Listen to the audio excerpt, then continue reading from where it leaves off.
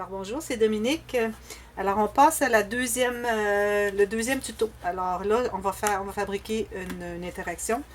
Ceux qui ont regardé comment fabriquer la page la plus facile au monde, que j'ai nommée, j'avais oublié de spécifier qu'on doit utiliser du carton assez épais.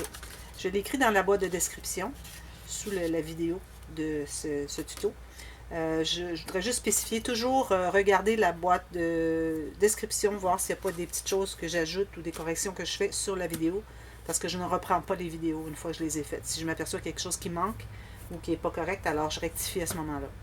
Aussi, une chose que je voulais vous dire, parfois j'ai des commentaires comme quoi les vidéos, quand je fabrique des choses, je donne des tutos, que c'est un peu trop rapide.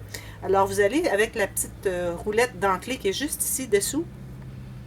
Alors, vous allez cliquer là-dessus, et puis, il est probablement déjà à normal pour ce qui est de la vitesse. Alors, vous pouvez aller à 75% pour avoir un peu plus lent. Alors, ça va être un peu plus facile à suivre comme ceci. C'est un exemple de la vitesse. Alors, ça vous donne une idée pour pouvoir revoir les vidéos à une vitesse plus appropriée selon vos besoins. Alors là, ce que je vais faire une interaction qui n'est pas trop épaisse. Je vais la mettre au centre. Alors, comme j'avais dit, à l'intérieur, pour ceux qui veulent faire le même album ou le même principe d'album. Alors, si vous faites cette page, la page la plus facile au monde, alors, comme j'avais dit, à l'intérieur, on essaie d'aller avec des interactions qui ne sont pas trop épaisses pour se contenir à l'intérieur de l'espace qu'on a alloué de gousset ou de tranche, on peut dire. Alors, moi, ici, je vais faire le cahier pivotant. Alors, c'est pour quand vous avez des photos, alors c'est un petit cahier pour mettre des photos. Si vous avez des photos qui sont de direction portrait et que, les photos que vous voulez mettre à l'intérieur ne sont pas toujours de portrait, quelques-unes sont de direction paysage. Alors, au lieu de tourner tout l'album, alors on fait que le cahier pivote. Alors voilà, je vais vous montrer comment faire. Premièrement, alors vous allez tailler un papier de couleur, c'est-à-dire avec un imprimé quelconque, papier design, avec alors la grandeur de votre page, moins peut-être 1 mm ou 1 mm et demi autour, question de garder une petite bordure du papier uni dessous. Alors vous gardez ça de côté. Ensuite, vous allez prendre une feuille de carton, alors là ça peut être celui que vous voulez, carton régulier, papier cartonné régulier ou celui que j'utilise qui est un peu plus épais, donc simplement un peu plus épais que le régulier. Alors vous assurez que votre cahier se contienne à l'intérieur. Il faut qu'il soit plus petit et dans la largeur et dans la hauteur que votre page. OK? Alors ensuite, une fois que vous l'avez coupé, il est plié en deux, je vous recommande de faire un petit gousset de peut-être 2 mm. Alors ici j'ai fait, mais on ne le voit pas bien. Je vais juste m'assurer qu'il est bien fait jusqu'au bout. C'est juste pour que vos cartons et les photos qui vont y être ajoutées se contiennent à l'intérieur. Comme vous voyez ici, il y a un petit gousset. Alors là, ce que je fais ensuite, je vais mesurer sur le carton qui va être le couvert du petit cahier. Je vais mesurer le centre, faire une marque sur le gousset. Ensuite, une autre marque à quelques centimètres, peut-être 6 ou 7 cm, dépendamment. Ça peut être à la moitié de la distance de chaque côté, mais pourvu que ce soit la même distance par rapport au centre. Ensuite, vous allez percer. Là, vous avez fait vos marques. J'en ai une ici, l'autre ici. L'autre, je ne la vois pas. Je vais la recalculer parce que je ne la vois pas. Attendez un petit peu. Ici. Voilà. Alors, vous faites vos petits trous dans le gousset. OK? Ensuite, vous allez avoir une aiguille avec de la ficelle, parce que je l'ai mis ici. Alors, j'utilise du fil à crocheter, tout simplement. J'en ai tout un tiroir plein de couleurs, alors j'ai toujours la couleur qu'il me faut. Ensuite, ce que vous allez faire aussi sur le petit cahier, alors vous allez mettre le cahier sur le dessus de votre couvert du cahier, avec la même distance de chaque côté, parce qu'il doit être un peu plus petit. Je recommande d'avoir peut-être 1 cm de moins. Alors, un demi-centimètre de chaque côté. Et vous refaites les marques aux mêmes endroits où vous avez des marques dans votre couvert de cahier. Et c'est exactement là où vous allez percer. Alors maintenant, ce que vous faites, c'est que vous ouvrez votre cahier, vous assurez que tout est bien droit. Et vous allez percer dans le pli. Et vous regardez derrière, voir si vous êtes toujours dans le pli de l'autre côté, pour s'assurer que tout est bien droit ici. OK, dans le pli. Et ici aussi, dans le pli. Alors, les 3 trous sont faits. Alors, on regarde pour voir si on est toujours, quand on les met vis-à-vis, si chaque côté, on a toujours la même distance des deux côtés. Parce que si on ne les a pas tout à fait mis au centre et qu'on a tourné notre cahier ici, c'est possible que ça soit un peu décalé, comme ceci. Alors, vous voyez, vous avez moins d'espace ici qu'ici. Alors, ça peut arriver. Alors, il faut toujours vérifier avant de commencer à faire la couture. Alors là, vous avez votre aiguille. Alors, vous allez de l'extérieur du carton couvert du cahier vers l'intérieur. Même chose, l'extérieur vers l'intérieur des pages. C'est le même principe que les cahiers d'écriture ou de journaling. Ici, je n'étais pas tout à fait dans le centre, mais bon, ça va aller. Alors, vous allez de l'intérieur du cahier vers l'extérieur et même chose l'intérieur du couvert du cahier vers l'extérieur.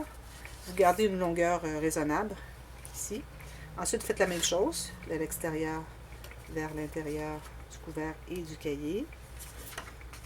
Et vous retournez dans le centre. Alors là, vous allez aller de l'intérieur vers l'extérieur, même chose, dans le même trou, dans votre couvert de cahier. OK? Voilà. Et maintenant, ce que vous allez faire, pour que votre nœud soit bien au centre, vous allez aller avec votre aiguille, le fil qui est seul ici. Alors, vous avez la partie ici où est-ce que vous avez la loupe, je ne sais pas trop, là, la couture qui est ici. Alors, l'autre côté. Alors, vous allez dessous et vous allez aller chercher votre fil, la porter en dessous. Ensuite, vous assurez que c'est bien solide et vous faites 3 nœuds. Alors, assurez-vous d'en avoir au moins un qui est dans le contraire des autres, que ce soit bien solide. Et l'autre, fait garder la longueur que vous voulez, plus ou moins. Alors, votre cahier est fait. Alors, voilà. Maintenant, ce qu'on fait, c'est qu'on doit regarder, à savoir, ça, c'est un petit peu plus complexe. Alors, vous positionnez votre papier dessous qui est imprimé. Et là, vous allez supposer que votre pivot, alors là, on va poser un pivot. Okay? Le pivot, c'est un petit brad comme ça, qui va être à l'intérieur du couvert ici, quelque part ici. Il va passer au travers et qui va être attaché au papier imprimé seulement. OK? Alors là, ce qu'on va faire, c'est qu'on doit faire un test à savoir où est-ce qu'on doit mettre notre pivot. Alors, si je suppose que mon pivot est ici, alors je fais le test à savoir où est-ce que mon cahier va venir. Parce que ce qui arrive, c'est que si vous le mettez trop haut, votre cahier, il va aller sur la reliure, c'est sur les goussets. On ne veut pas ça. On veut que ça se contienne dans la page.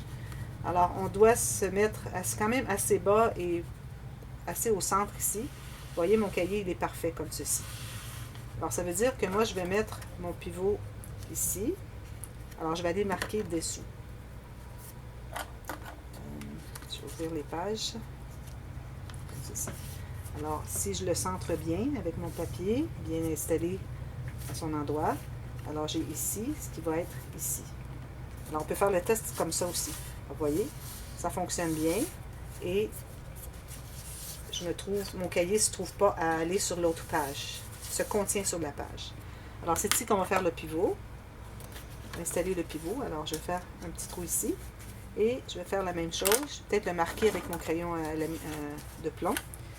Alors, à quel endroit? Alors, ici, j'ai besoin de ça. À quel endroit il va être? Égale distance ici. Avec ça ici. Alors, on revérifie, tout fonctionne bien. Alors, vous voyez ici, le coin de mon cahier. Tout se contient à l'intérieur laissez-moi l'attraper, à l'intérieur de notre page. Alors, on n'a pas cette partie-là qui pivote, qui va aller vers l'intérieur de l'autre page ou dans les goussets ou dans la reliure. Alors, c'est ça qu'on doit éviter. Alors, j'ai fait une marque ici, donc je vais ensuite faire un petit trou ici et poser mon pivot. Alors, je sais pas, je vais ici. Alors, je vais passer de ici vers ici. Et je vais ouvrir les petites pattes. OK. Voilà. Alors, notre cahier pivot est installé là où est-ce qu'il doit pivoter. Maintenant, parce qu'on voudrait qu'il revienne toujours quand on a terminé de regarder les photos, que le cahier se replace à au bon endroit. Alors là, on doit trouver à quel endroit on va mettre un aimant. Alors, on doit utiliser un aimant. OK. Alors, je vais prendre un positif, un négatif.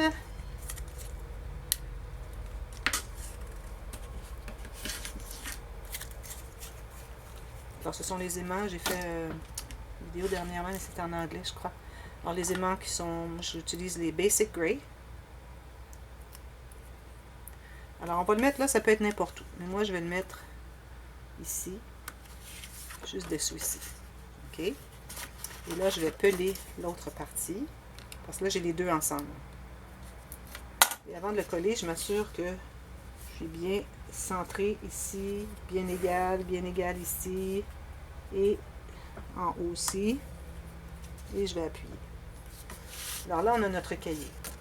On peut mettre, moi ce que je vais faire, je vais coller une petite ficelle derrière et dessus avant de mater le dessus. Le derrière, on ne va pas le mater. Alors c'est pas grave si on se trouve avoir des aimants et des ficelles, alors on ne le voit pas vraiment. Mais je vais poser une petite ficelle, la même chose que j'ai utilisée ici pour faire mon cahier. Pour question de l'attacher pour pas que ça bondisse comme ça. Alors voilà, vous avez votre cahier qui est bien aimanté. Et là, vous regardez les photos, vous avez des portraits et vous avez des paysages. Alors vous retournez comme ça, tout simplement. Il se remet carrément là, il va rester là. Alors en ayant une petite ficelle, il va se tenir fermé. Et posez la ficelle et ensuite vous allez mater. Ensuite, ce que vous pouvez faire, tout simplement, c'est coller sur votre page. Alors il reste juste ça à faire. Alors centrez bien, collez là. Et votre interaction est faite. C'est tout. C'est vraiment simple, mais c'est vraiment quelque chose qui est très utile et absolument intelligent. Alors ça, c'était une idée que j'avais vue de Rosa Kelly. Vous allez voir sur sa chaîne. Mais c'est en anglais. Alors voilà. Alors, je vous reviens avec une autre interaction qui ne sera pas trop épaisse, qui va aller ici. Alors, quand on va avoir fermé les deux, tout va bien se contenir ici. Mais je peux quand même prendre une certaine épaisseur. J'ai quand même, je dirais, 3/4 de centimètre. Il ne faut pas oublier qu'il va y avoir des photos ajoutées dans notre cahier. Alors, il me reste encore de l'espace. Et quand même, ça serait ouvert un petit peu, ça ne me dérangerait pas. Alors, on peut faire une interaction qui n'est pas trop épaisse, mais il n'a pas besoin d'être si mince que ça. Alors, vous allez voir, c'est la prochaine que je vais faire. Alors, restez à l'écoute et regardez la prochaine qui va venir bientôt. Alors, merci d'avoir regardé. Bye bye.